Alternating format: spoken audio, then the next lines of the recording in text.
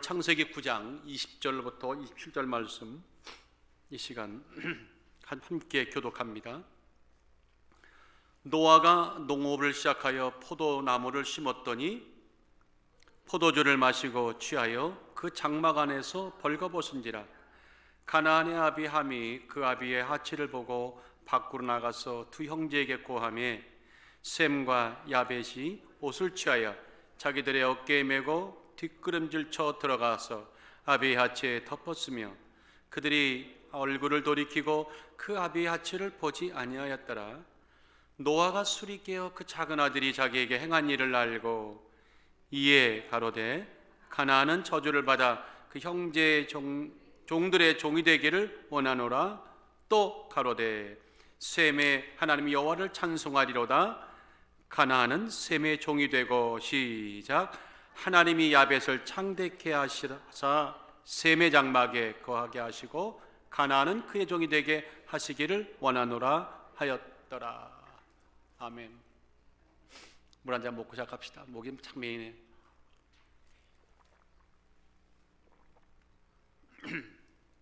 오늘 설교 말씀 제목이 다 같이 취하여. 네, 무엇을 어떻게 취했다는 말인지, 잘했다는 말인지 못했다는 말인지 한번 오늘 말씀 한번 함께 다시 본문으로 들어가서 은혜 나누기를 주의 이름으로 축원합니다. 미국의 그 소설가 마크 트웨인이 이런 말을 했어요. 굶주린 개를 주어 잘 돌보면 그 개는 절대 당신을 물지 않을 것입니다. 이것이 사람과 개의 근본적인 차이점입니다. 다시 말씀드릴까요? 굶주린 개를 주어 잘 돌보면 그 개는 당신을 물지 않을 것입니다. 이것이 사람과 개의 근본적인 차이점입니다. 여러분들 지금 드린 말씀 어떻게 들으셨나요? 기분 좋게 들리십니까?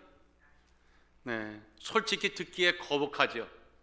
표현이 좋아 거북한 거지 굉장히 상당히 당돌한 말이죠. 기분 아주 나쁩니다. 이런 말 할 수 있어요. 나는 억울해. 왜? 내가 그렇다고 당신이 보았습니까? 라고 물을 수 있잖아요. 뜻인즉슨 이거잖아요. 굶주린 개에게 은혜를 베푸면 그 개는 잊지 않고 충성한다는 얘기인데, 반면에 사람은 그렇지 않다.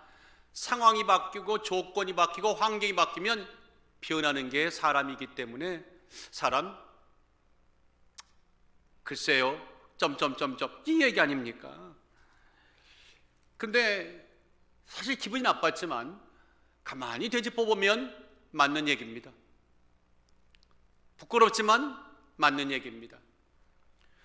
마크 트웨인의 말은 부끄럽지만 우리의 실제 민낯을 그대로 드러낸 발고 고발의 말이라서 솔직히 인정할 수밖에 없습니다.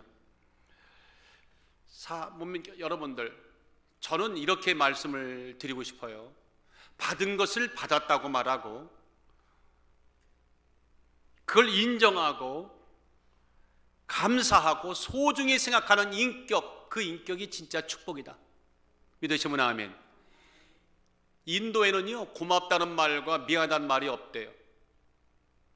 왜 없는가 했더니 그 사람들이 윤회설이기 때문에 어차피 내가 감사할 것도 없고 미안한 말 할 필요 없다 이게요. 내가 정말 인생을 잘 살았으면 나중에 좋은 곳에 태어날 거고, 당신에게 내가 못된 짓 했으면 못되게 태어날 거니까 미안한 말 할 거 없답니다. 감사할 거 할 거 없답니다.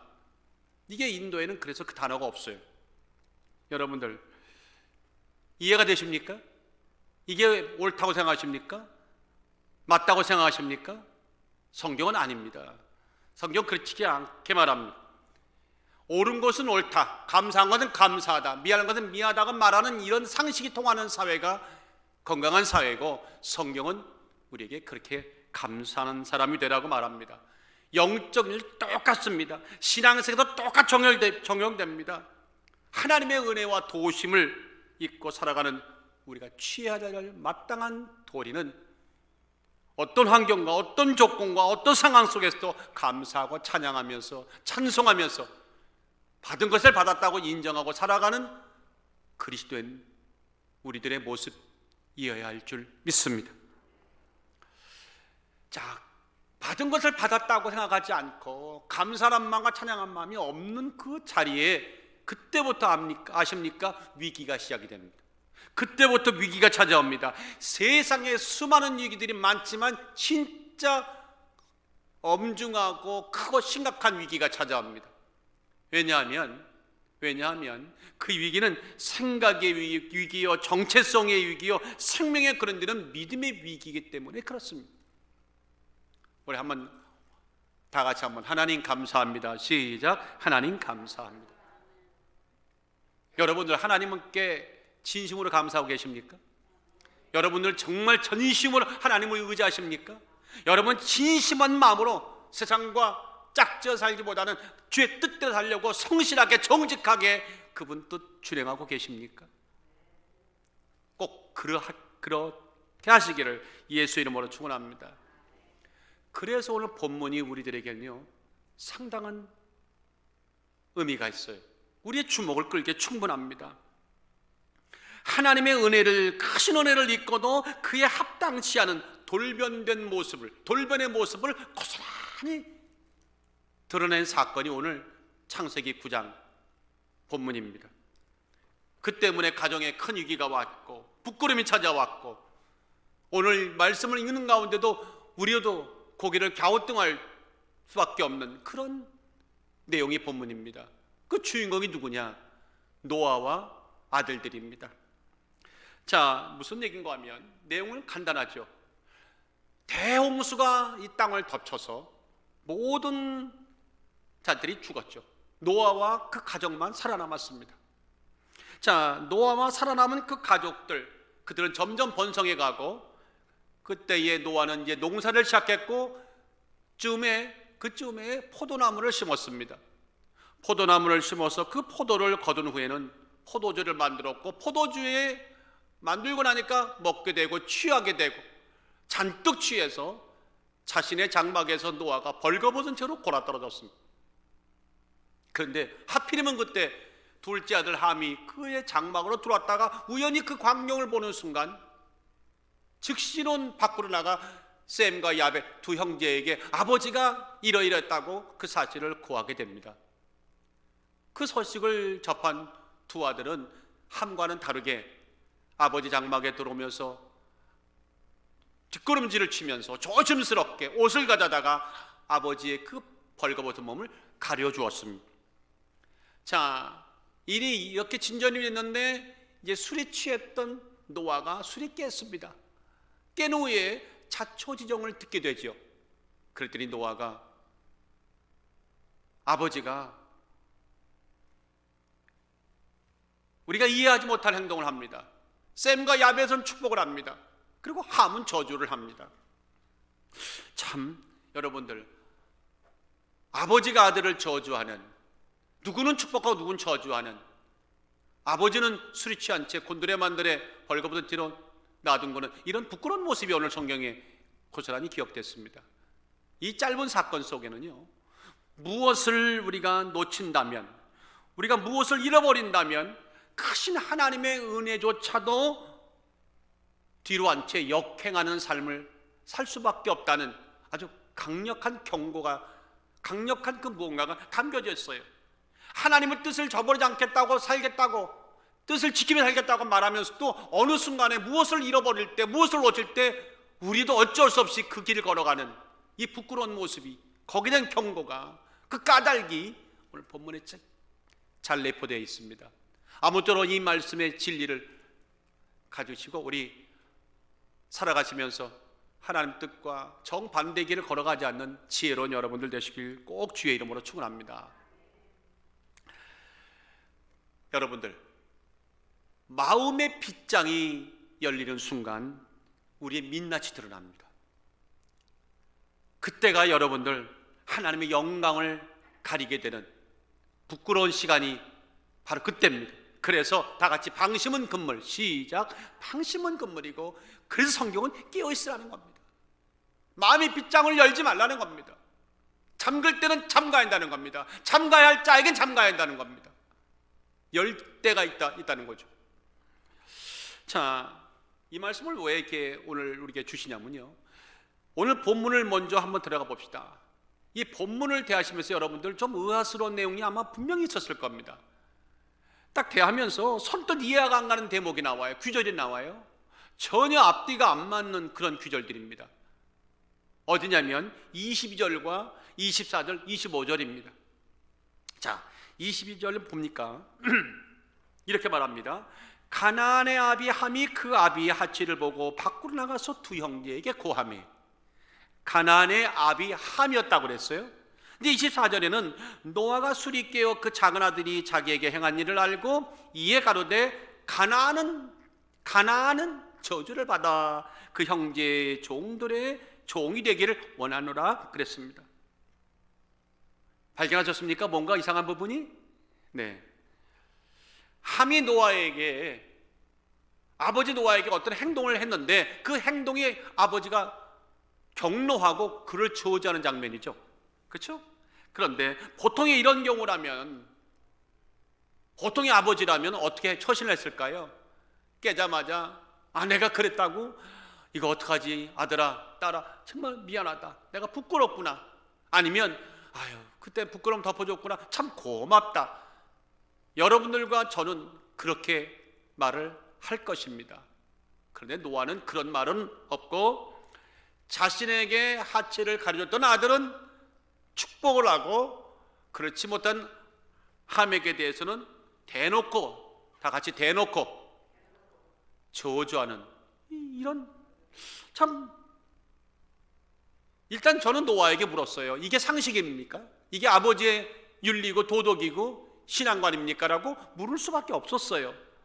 그런데 정말 황당한 것은 뭔지 아십니까?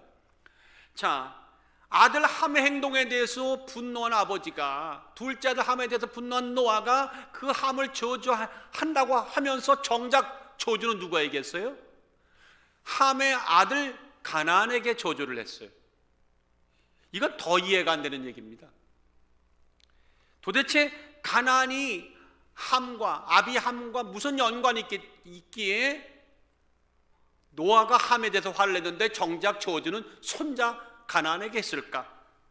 여러분들 이 내용이, 이 행동이 납득이 가시면 아멘 하시고, 아니면 가만히 계세요. 가만히 계시잖아요. 이해가 안 되는 거예요. 저는 본문 읽다가 한국 속담이 떠올랐습니다. 한강에서 뺨 맞고 종로에서 눈 흘긴다. 영어로는 그거더라고요. Go home and kick your dog. 집에 가서 네 개나 발을 차버려. 뭐 이런 같은 영어 속담 똑같은 거죠. 한번 따라 하십시다. 가나안의 입장에서는 한마디로 날벼락이다. 날벼락이 아니겠습니까? 그래서 저는 우리가 모르는, 혹시 모르는 어떤 특별한 내막이 있지 않겠는가 하는 그런 생각을 성경 읽을 때마다 했습니다. 이에 대해 많은 어떤 성경학자들, 무성경학자들은 이렇게 말하죠. 가나안이, 손자 가나안이 이 할아버지의 나체 파문, 나체 폭로 사건에 아주 상당한 큰 기여를 했을 것이다 추측합니다. 연루되어 있다는 거죠. 그런데 여러분들 성경을 읽어보세요. 가나안이 할아버지 오늘 말도 이상하네. 할아버지 나체 폭로 사건에 가담했다고 하는 성경 기록이 있나요? 제 눈에는 안 보이더라고요. 증거 불충분입니다. 자, 증거 불충분인데 추측만으로 죄를 정당할 수 있습니까? 없습니다. 이럴 때는 이런 말이 떠오르는 거죠. 유죄 판결로 확정되기 전까지는 죄인은 무죄다. 이름하여 무죄 추정의 원칙에 따라 다 같이 가나안은 오늘 무죄입니다. 참 잘하시네요. 꽝꽝꽝. 그렇게 생각하니까 이건 정말 가나안에 대한 그냥 할아버지의 화풀이구나, 보복이라고밖에 볼 수가 없는 겁니다. 근데 그렇게 볼 수밖에 없는 그 타당한 이유가 1절에 우리에게 유력하게 다가옵니다. 우리 한번 1절을 다 같이 읽어봅시다. 준비되셨어요? 시작. 하나님이 노아와 그 아들들에게 복을 주시며 그들에게 이르시되 생육하고 번성하여 땅에 충만하라. 여기까지. 무슨 말인가 하면 홍수가 끝나고 이제 살아남은 방주에 나온 노아와 아들들에게 하나님이 축복하시는 장면이에요. 너를 축복한다, 너희들을 축복한다, 생육하고 번성하고 충만하라. 왜 아멘 안 하시나요? 아멘. 그 정도가 아니에요. 내려가 보면 8절부터 10절에는 17절까지는요, 그래 다시는 물로 심판 안 하겠다고 무지개 언약까지 그들에게 주셨어요. 이해가 되시죠? 자, 하나님이 축복하시고 무지개 언약까지 주신 그 마당에, 그 상황 가운데 아무리 노아가 화가 났다고 하더라도 하나님이 축복했던 자신의 아들들에게 저주를 퍼볼 수 있을까요? 함에게 천을 퍼볼 수 있을까요? 간이 배 밖으로 나오지 않은 사람은 몰라도 노아는 당연히 저도 못했을 겁니다. 그러니까 함에겐 못하고 함의 아들에게 대신 화풀이하는 것, 그런 느낌을, 그런 주장들이 설득력을 얻는 것입니다. 자, 제가 오늘 여러분과 지금 성경 공부하는 게 아닙니다. 다 같이 한번 따라합시다. 여하튼 난제입니다. 2000년 동안 성경학자들이 여러 가지 학설을 갖고 지금까지 해결이 안 된 부분을 여기 이 난제의 이 토론에 우리까지 끼어들 필요가 있나요, 없나요? 예, 우리는 끼어들 필요가 없습니다. 그래서 맛보기로 말씀을 드리는 거고, 저는 그래서 정말 우리는 말씀을 듣고 말씀을 나누는 우리들에게는 초점이 달라져야 된다. 그런 신학적인 디베이트가 아니라 성경이 진짜 말하고 싶은 이야기, 시각과 관점을 이거라고 말하는 그곳으로 우리가 옮겨서 그 내용을 우리 것으로 소화시켜야 된다는 겁니다. 그럼 어떤 관점인데요? 뭐가 진짜 나눠야 할 얘기입니까? 이것입니다. 도대체 이 모든 해프닝의 시작이 누군가? 도대체 이 모든 사건의 발단이 누군가? 누구로부터 시작되었는가? 이게 오늘 우리의 초점이 되어야 되는 겁니다. 이게 진짜 핵심입니다. 우리 시선이 주목할 자, 모든 문제의 발단을 제공한 자, 바로 그 사람은 누굽니까? 아멘. 노아입니다. 다 같이 노아가 오늘 심각하다. 심각하다. 정말 심각합니다.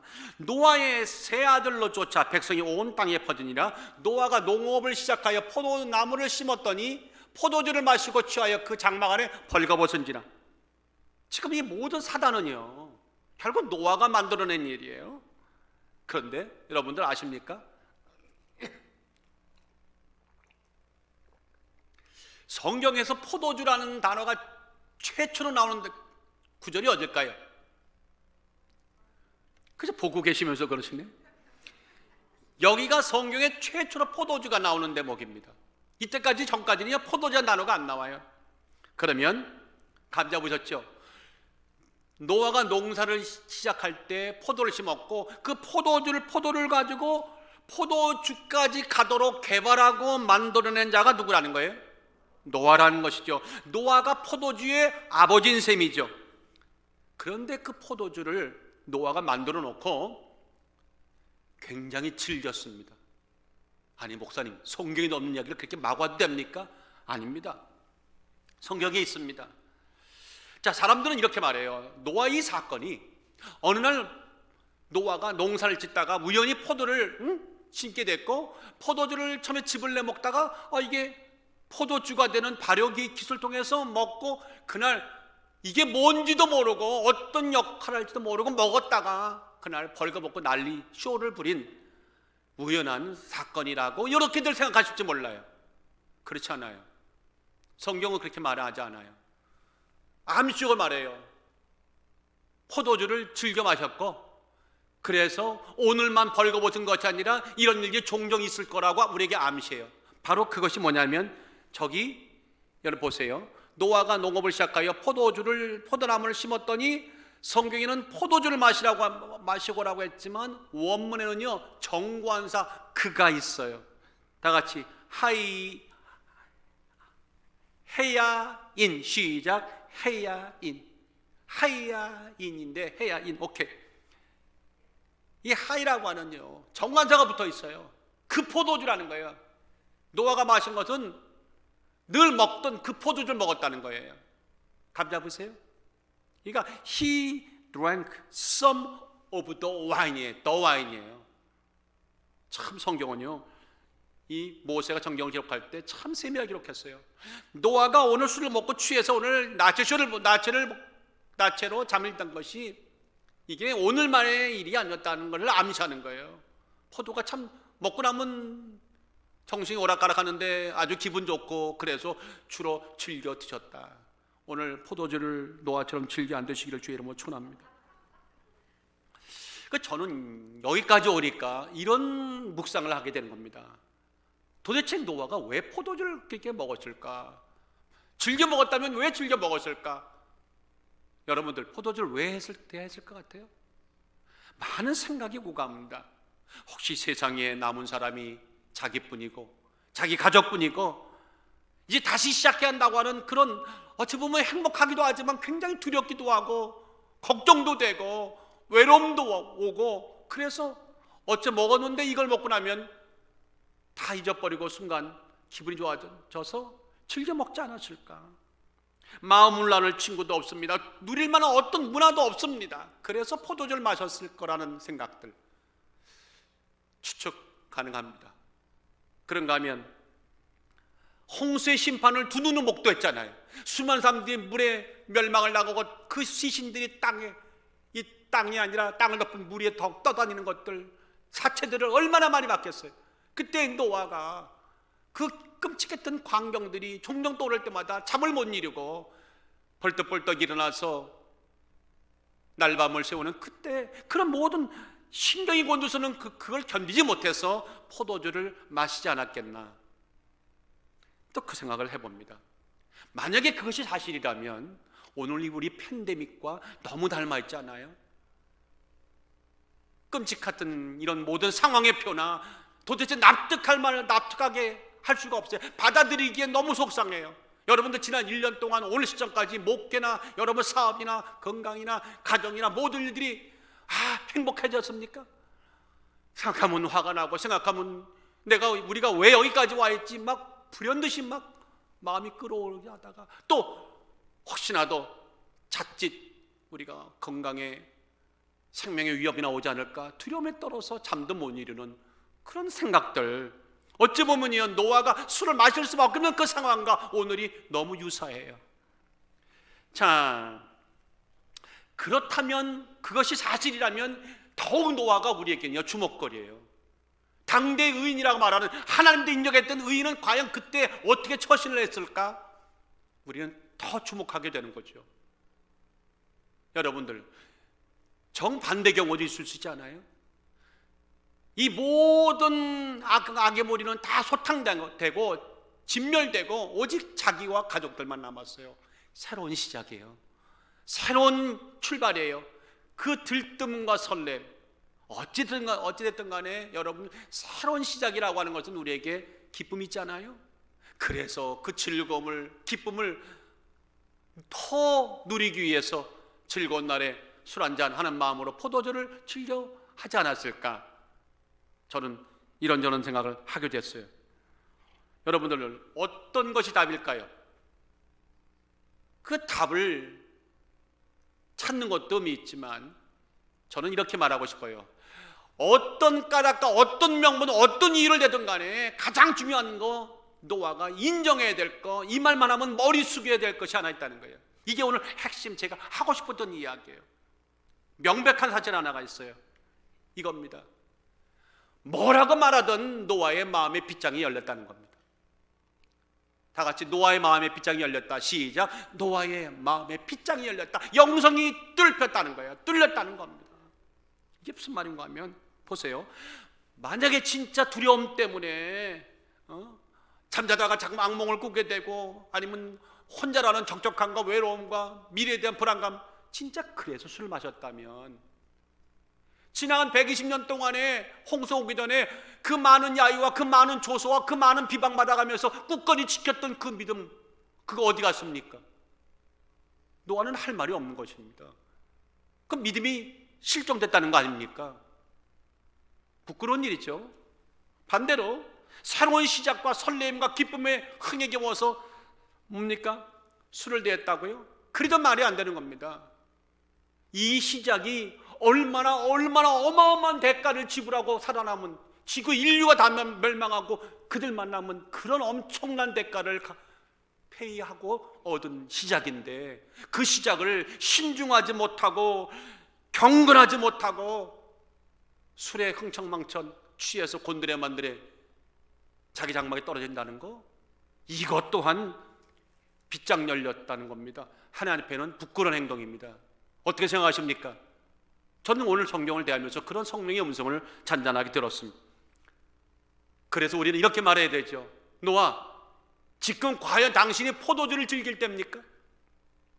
당신이 술을 먹은 것도 모자라가지고 아예 만취가 돼가지고 벌거벗은 채로 자기 장막에서 그렇게 널브러져 있을 때입니까? 지금이 그런 때입니까? 노아요? 대답하시오. 여러분, 노아에게만 묻지 마세요. 성경 읽을 때는 결국 우리가 물어야 할 답을 얻기 위해서 묻는 거 아닙니까? 오늘 말할까요? 여러분들 지금이 어떤 때입니까? 지금이 어떤 이유, 어떤 명문과 어떤 상황을 갖다 놓고 그것 때문에 나는 뒤로 물러갈 수밖에 없어요, 그렇게 한가롭게 말할 그때입니까? 그게 정당하다고 생각하십니까? 세상 술에 취해서 영적 잠을 잘 때가 바로 지금이라고 생각하십니까? 환경과 사람을 탓을 하며 그래서 나는 어쩔 수 없다고 내 사명을 내려놓아야 되겠다고 그렇게 말할 때입니까? 저는 말씀을 읽으면서요, 제 자신을 정말 돌아봤고, 또 이 말씀이 우리들에게 오늘 이 노아에게 저렇게 물을 때가 아니라 내 자신에게 다시 한번 자성의 목소리를 던져야 할 때라고 저는 분명히 믿습니다. 따라하십시다. 그러므로 더욱 허리를 졸라맬 때다. 여러분들, 이스라엘 백성들이요, 광야 생활 40년 동안의 그 상황과 영적으로 보면 오늘 이 노아의 지금 이 상황이요, 너무 닮았어요. 어떻게 닮았냐고요? 어떤 면이 닮았냐고요? 자, 보세요.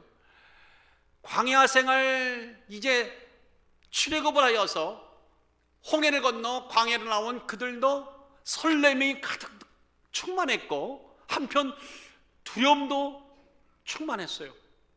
노아가 그랬듯이 이 양님 두 가지의 감정이 막 교차되듯이 그런 면에서는 아주 똑같습니다. 설렘과 두려움이 막 시간 바뀌어져가는, 교차돼가는 그런 광경. 그런데 여러분들 이걸 기억하셔야 됩니다. 이스라엘 백성들에게 그 만감이 교차될 때 하나님이 명령하신, 이것 꼭 지키라고 하신 말씀이 하나 있어요. 이거 오늘 노아도 기억해야 할 말입니다. 물론 시대는 다르지만 바로 신명기 29장 5절로 6절입니다. 주께서 40년 동안 너희를 인도하여 광야를 통행케 하셨거니와 너희의 몸에 옷이 낙지도 아니하였고 너희의 발이 신이 헤어지지도 아니하였으며 너희가 떡도 먹지 못하여 포도주나 독주를 마시지 못하게 하셨음은 주는 너희 하나님 여호와이신 줄을 알게 하려 하십니다. 하나님이요, 설렘과 기쁨이 충만한 그들, 한편으로는 두렵고 앞날에 대한 불안감이 잔뜩 움츠러드는 그들에게 절대 어떤 거든 간에 독주 마시지 말라, 포도주 대지 말라. 여러분들, 노아가 놓친 게 바로 이겁니다. 팬데믹에 두려움과 기쁨, 미래에 대한 새로운 어떤 기대를 갖는, 그러면서도 두려움, 이런 시기에는요 절대 포도주는 입에 대지 말라는 겁니다. 술 먹지 말라는 얘기지만 이게 영적인 얘기를 하셔야 됩니다. 무슨 말인가 하면, 잘 들어보세요. 출애굽은 구원의 서정이요, 시작이지 끝이 아닙니다. 초입입니다. 그런 상황 속에서 이제 광야로 가는 것은 본격적인 하나님의 훈련이 시작된 겁니다. 자, 홍수로 다 죽고 노아와 가족들이 새로운 시작을 했다고 하는 것은 하나님의 거룩된 훈련을 이스라엘 백성이 광야에서 하듯이 그들은 새로운 역사를, 거룩과 경건의 역사를 만들어가야 할 중대한 시기라는 겁니다. 그런데 그때 포도주를 입에 댄 거죠.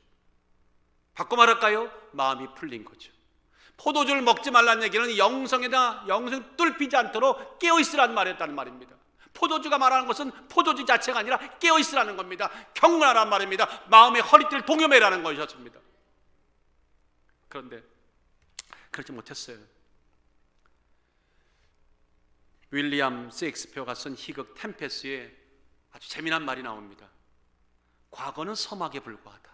다 같이 과거는 서막에 불과하다. 과거는 서막에 불과한 거예요. 노아의 홍수 이전에 홍수로 인해서 다 죽었던 거, 그 과거, 그건 서막에 불과해요. 이제부터 새로운 더 본막이, 엄청난 축복의 본막이 열리는 거예요. 생육과 번성이 열리는 거예요. 홍해를 건너기 전에 430년 그걸 청산하고 홍해를 건널 때 그 놀라운 광경도, 그 기적도요, 서막에 불과해요. 이제 메인 디쉬는요, 어마어마한 겁니다. 놀라운 축복이 오게 될 것입니다. 그런데 그 본막에 오르는 광야, 그 본막에 오르는 이 노아의 새로운 시대에 하나님이 방심을 금하라고 포도주를 입에 대지 말라고 말씀하셨는데 노아는 빗장을 풀고 말았어요. 참, 그래서 영적으로 보면 본문의 노아의 시점이나 광야의 시점이나 그 상황이 다를 바가 없다는 거예요. 그런데 한쪽에서는 포도주를 입에 대지 않았고 한쪽에서는 포도주를 입에 댔습니다. 노아가 포도주를 개발하고 마시고 취할 때가 아니라는 것입니다. 그때 포도주를 개발할 때가 아니라 어떻게 해야 하나님의 영광을 드러내고 사명을 감당할까, 그 하나로 놓고 정말로 진심으로 깊게 기도하고 하나님과 밀착 동행을 했었어야 한다는 것입니다. 오늘 팬데믹을 맞는 사랑하는 아름다운 교우 여러분들, 제가 목숨을 걸고 얘기하는데요, 정말 목숨 걸고 말씀을 드리는데, 이때는요 그냥 두려움에 떨고 그냥 막연한 기도할 때가 아닙니다. 하나님의 명령은 이미 떨어졌고 이제 마태복음 25장에 나와 있는 그 하나님의 마지막 종말의 시기가 성큼 다가와 있는 이때는요, 진짜 영적으로 진짜 깊이 있게, 더 깊이 있게 기도하고 영성생활하고 주의 뜻을 밀착 동행할 때입니다. 옆에 분들에게 주님과 밀착 동행하십시오. 시작. 주님과 밀착 동행하십시오. 잠언서의 23장의 31절에 그러므로 포도주는 불꽃 안에서 번쩍이며 순하게 내려가나니, 포도주 드셔본 분들 참 순하게 내려가잖아요. 그런데 너는 그것을 보지 말지어다. 이것이 마침내 뱀같이 물 것이요 독사같이 쏠 것이라. 세상 술을 먹고도 만취가 되면은 전봇대에다가 그냥 인사하는, 거기다가 바닥 깔고 앉아가 주무시는 분들 참, 근데 영적으로는 얼마나 뱀같이 쏘겠습니까? 독사같이 물겠습니까? 꼭들 기억하십시오. 34절에 보니까 너는 바다 가운데 누운 자 같을 것이요 돛대 위에 누운 자 같을 것이래. 술에 취하면 바다인지도 모르고 누워버린다는 거예요. 영적으로 방심은 금물이다.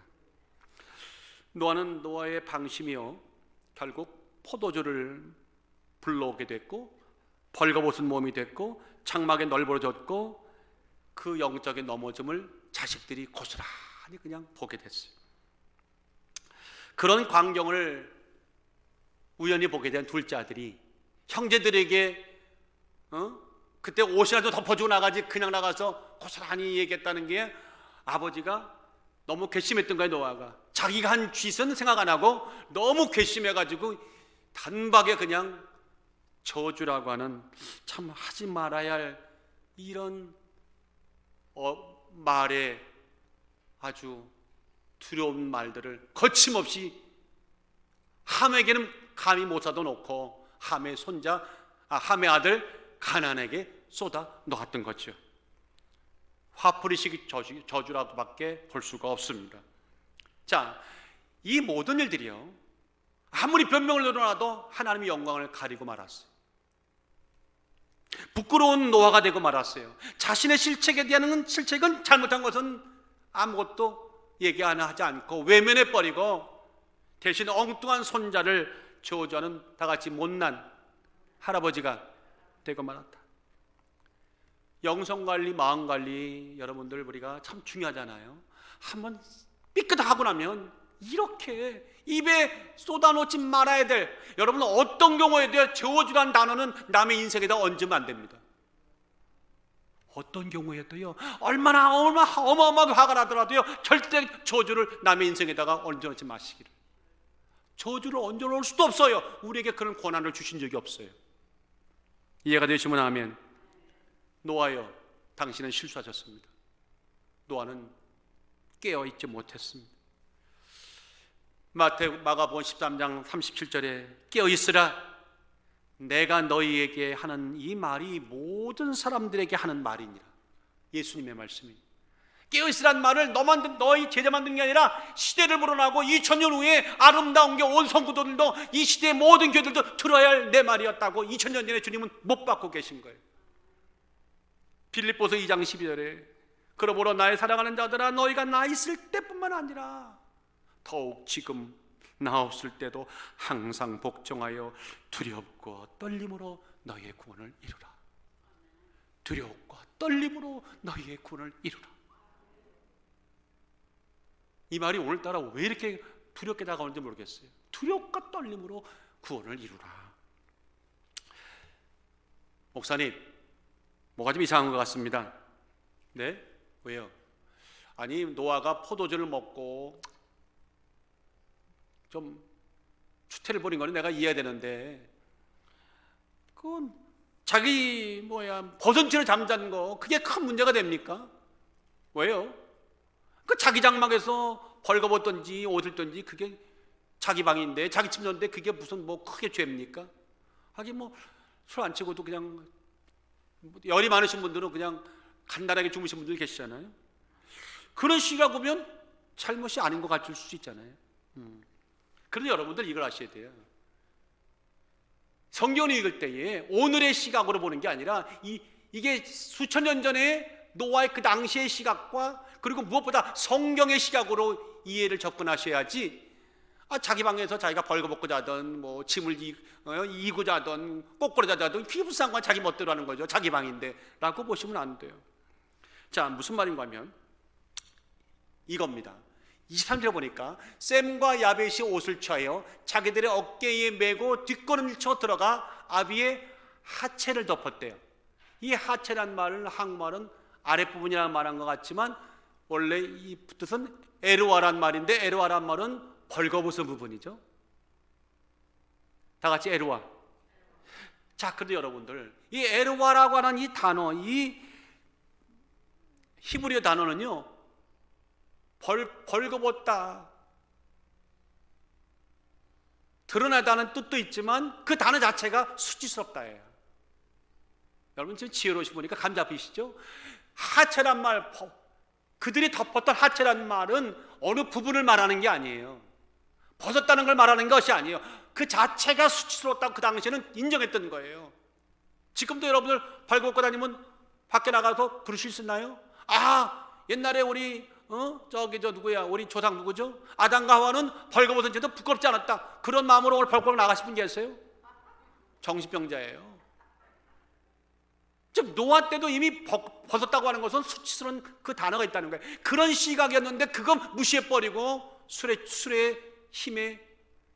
힘입어서 무시해버렸다는 거죠. 이게 문제라는 겁니다.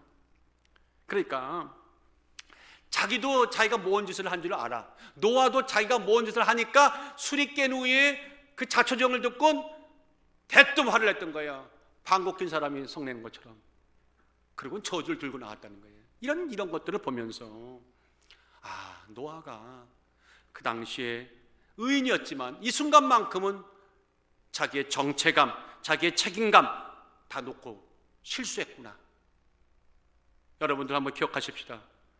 우리가 누군지, 내가 어떤 사람인지, 내가 어떤 미래를 갖고 있는 사람인지를 정확히들 여러분들 말씀을 통해 확실하게 깨닫고 확실하게 붙잡고 확실하게 소유하고 확실하게 내 것을 만들고 살아가시기를 예수의 이름으로 축원합니다.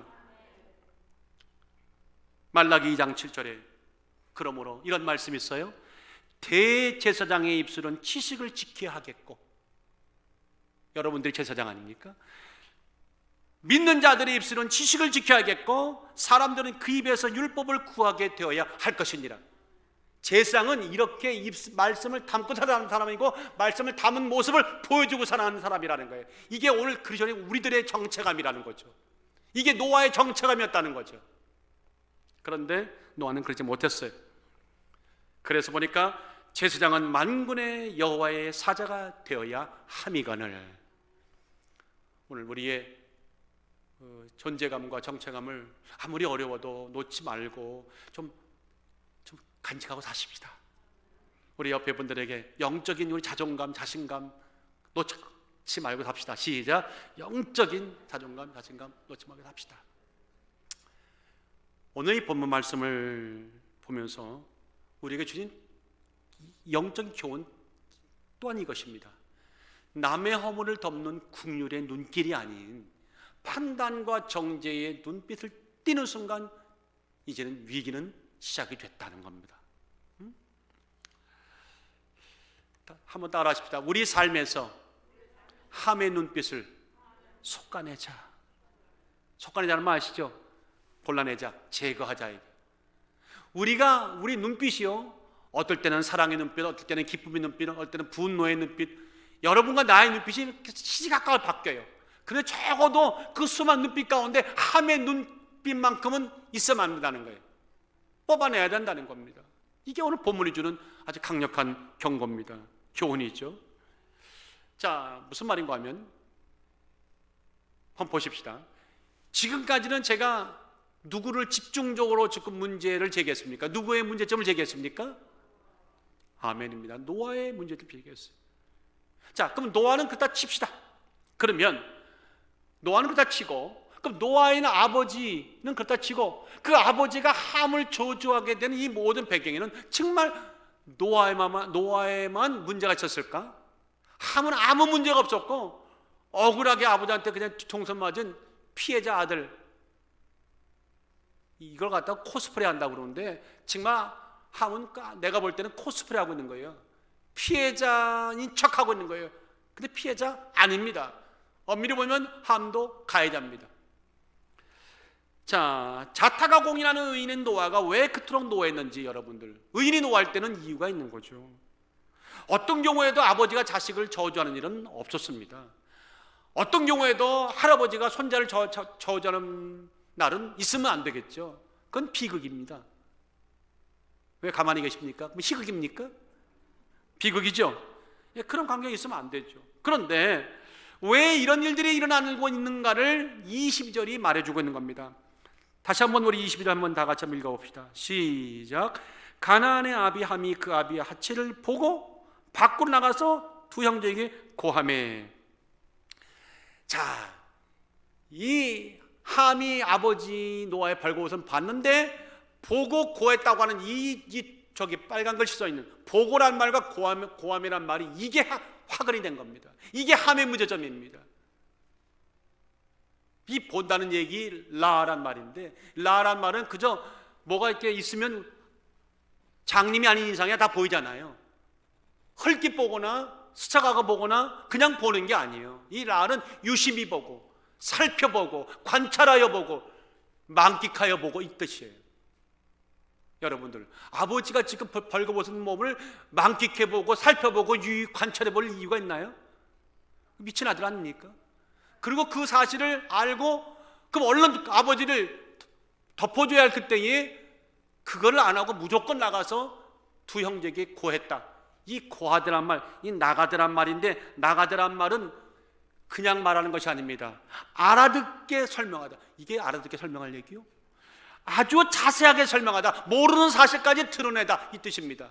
그래서 안 보이는 부분도 드러내서 밝히 알려주는 것을 나가드라고 하는 겁니다. 우리가 죄를 지었을 때는 이 나가드가 옳아요.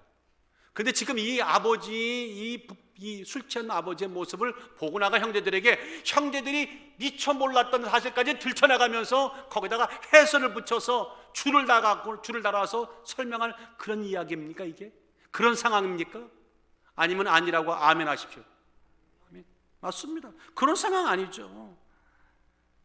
이게 함의 문제점이 여기 있었어요. 함의 인격이 여기 문제가 있었어요.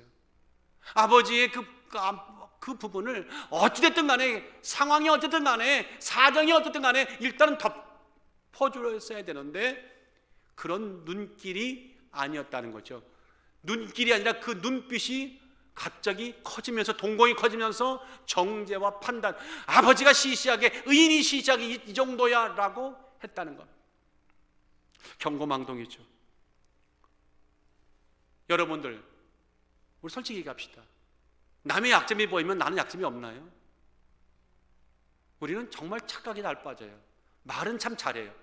그런데 실제는요, 똑같이 다 여러분이나 나나 약점 투성입니다. 실수 투성입니다. 허물 투성입니다. 제가 어떨 때는 우리 자식들을 나무라면서도 최근에는 생각하는 게 많았어요. 자식들만 나무랄 게 아니다. 결국 내가 더 나무람 받을 일이 많다. 그런 생각들을 솔직하게 인정하게 됐어요. 함의 말을 듣고 단샘에 달려와서 여러분들 달려왔던 샘과 야벳은 어떤 모습이었어요? 조심스럽게 뒷걸음을 치면서, 왜 뒷걸음 쳤겠어요? 그 바쁜 시간에 아버지 화채 내가 폼으로, 이건 아버지한테 공경이 아니라는 거죠. 그리고 조심스럽게 뒤로 가면서 하체를 오래 덮었어요. 여러분들, 함이나 샘과 야벳 행동이 같아요? 달라요? 달라도 너무 다른 거죠. 너무 대조적인 거죠. 저는 이 20년에 이 말씀이 참 은혜가 됐어요. 맨 하반에 그 아비의 하체를 보지 아니하였더라.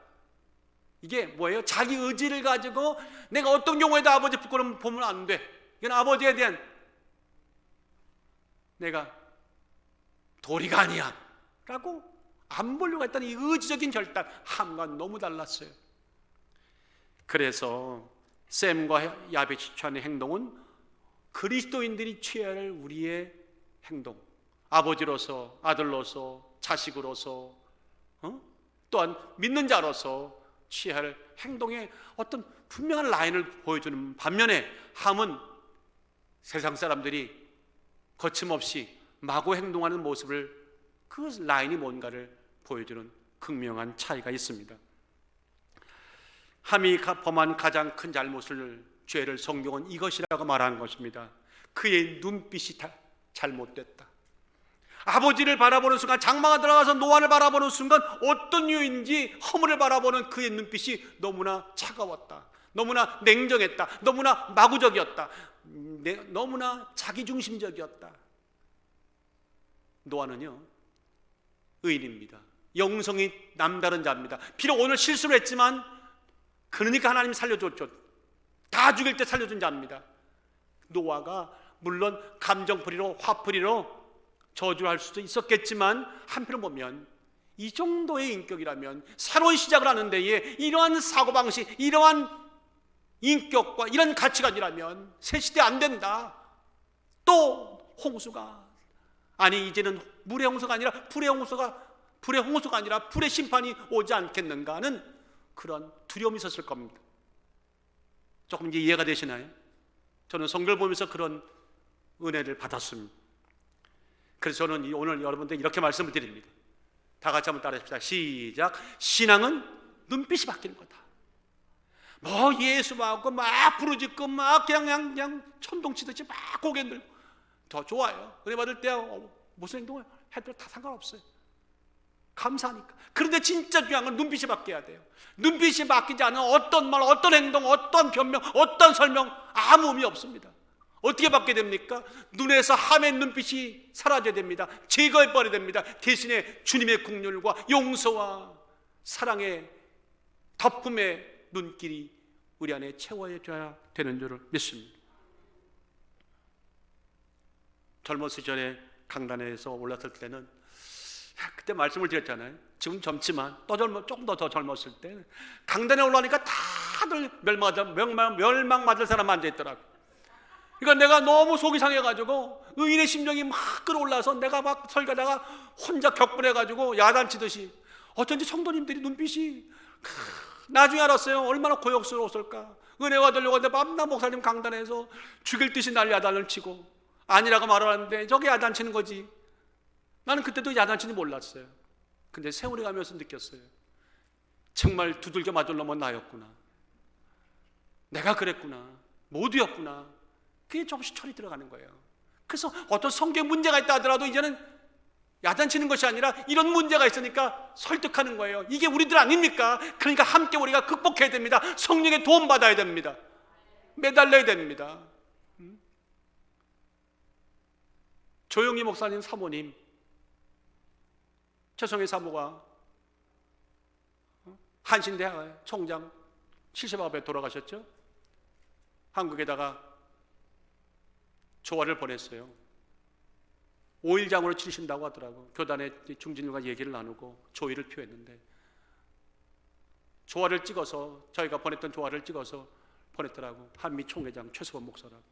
그건 뭐합니까? 죽었는데 그냥 마음으로 경의를 표하는 거죠. 조영기 목사님도 지금 오늘 내일 하셔요. 서울대병원에 있어요. 자 보세요. 큰 교회 모아둔 한분들도 다 때가 되면 가더라고. 이게 인생이에요. 우리도 가게 될 거예요. 앞서거니 뒤서거니 가게 될 거예요. 가기 전에 적어도 넘지 말아야 할 선 넘지 말고 지켜야 할 거 꼭 지키는 여러분과 제가 되기를 주의 이름으로 축원합니다. 예수님께서 요한복음 8장에 보세요. 가늠하다 잡혀온 여인에게 막 두려움과 막 수치스러움과 뭐 현장에 잡혀왔잖아요. 돌 맞아 죽는 일만 남았잖아요. 벌벌벌 떠는 여인에게 주님이 건네는 말 한마디 한마디가 다 예상 밖이요, 뜻밖의 말씀들이라. 예수께서 일어나서 여자 외에 아무것도 없는 곳을 보시고 이르시되, 여자여 너희를 고소하는 자들이 그들이 어디 있느냐? 너희를 정죄한 자가 없느냐? 대답하여 가로되 주여 없나이다. 예수께서 가라사대 나도 너를 정죄하지 아니하노니 가서 다시는 죄를 범치 말라 하시니라. 그전에는 뭐라고 그랬어요? 돌을 치는 자들에게 죄 없는 자가 먼저 돌로 들어 집어치라고 했잖아요. 여러분들, 이 놀라운 사건이 2000년 전의 실제 사건인데, 우리가 2000년 전만 돌아갈 수 있다면, 타임머신을 타고 돌아갈 수 있다면, 아니 영적으로 오늘 돌아갈 수 있습니다. 돌아가서 그날 예수님의 그 눈빛을 한번 보십시다. 분명히 말하는데요, 다놓고 말하는데요, 그날 주님 눈빛은 달랐을 겁니다. 우리와 달랐다는 얘기입니다. 늘 예전에 하신 그 눈빛, 우리와 다른 눈빛, 사랑의 눈빛, 긍휼의 눈빛, 덮으려고 하신 눈빛, 한 영혼이라도 건지겠다고 하는 구원의 의지의 눈빛이었을 겁니다. 주님이 가시면서 우리에게 그 눈빛 남겨주셨고, 그 깊은 긍휼, 깊은 위로, 깊은 용서, 다시는 죄를 범하지 말고 거룩하게 살라는 아버지의 진심을 담은 위로의 말씀과 그 눈길, 오늘 우리가 이 아침에 노아는 순간 놓쳤지만 우리는 놓치지 말고 다시 한번 아멘으로 받읍시다. 서로 긍휼히 여기다가 불쌍히 여기면서 가는 길, 그 길이 참 복된 길, 멋진 길이 될 겁니다. 결론을 맺습니다. 무엇을 놓쳐야, 무엇을 잃어버릴 때 이 받은 바 크신 은혜조차도 잊어버리고 우리도 모르게 인간적인 행동을 하는가? 성경은 말합니다. 마음의 빗장을 열지 말라. 어떤 경우에도, 어떤 상황이라도 성경에 기록된 말씀 안에서 돌아보고 기도하는 가운데 하나님이 정말 말씀하시는 그 길 외에는 빗장을 열지 마라. 성령이 오실 때는 성령이 오셨네, 오늘 불렀잖아요. 성령이 오셨네. 그 기쁜 성령을 받을 때는 마음껏 여세요. 그러나 세상의 정죄 판단에게는 열지 마세요. 부끄러움만 남을 뿐입니다. 남의 허물을 덮는 긍휼의 주님의 눈길을 오늘도 성령이 주시는 은혜 안에서 가득 담아서, 다 같이 오른손 면서 들읍시다. 가득 담아서 주님 부르시는 그날까지 승리하면 살리라. 여러분의 언젠가 여러분과 나의 장례식 때는 정말 수많은 조화보다 수많은 천사들이 와서 찬양의 노래를 부르는 은혜의 날이 되길 바랍니다. 함의 눈빛 솎아내자. 함의 눈빛 오늘 집어던져 버리자. 이게 오늘 성경이 하시는 메시지입니다.